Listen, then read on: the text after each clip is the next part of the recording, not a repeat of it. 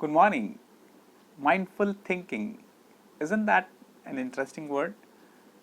We think all the time while doing everything else, and that's what makes us unmindful, right? Doing other things.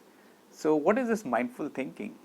If we want to be really mindful about thinking and make sure we make the right decisions about ourselves, family, our future, we need to take out some time, maybe 5 minutes or 10 minutes at different times of the day, and you will see wonders once we put a time aside for mindful thinking.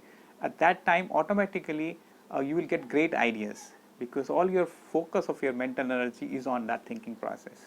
Make sure you do it within the stipulated time. If you've given yourself 5 minutes, finish it in 5 minutes and come back later. Otherwise you can keep on thinking, and that becomes the process of overthinking.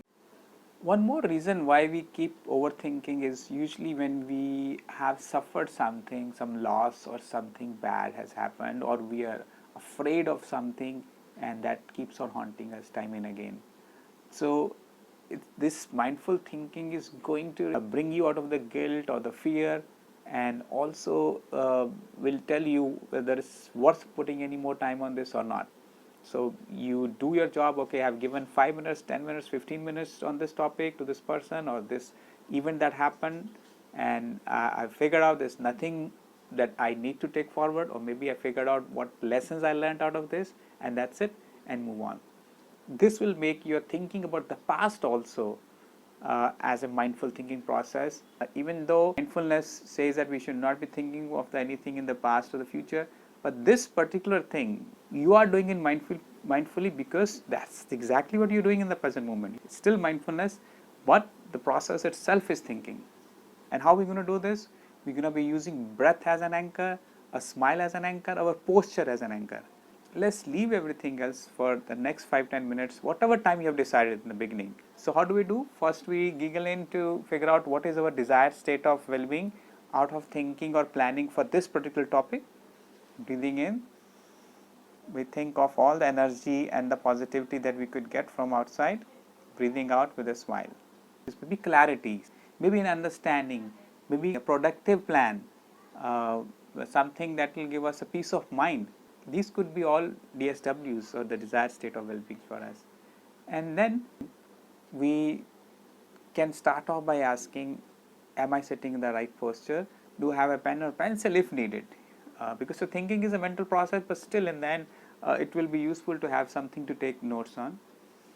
And then as we start thinking, make sure there's no distraction, there's no movement around you. You can close your eyes or keep it open. And one of the things which comes very handy is this focus point. We call it a mindful focus point.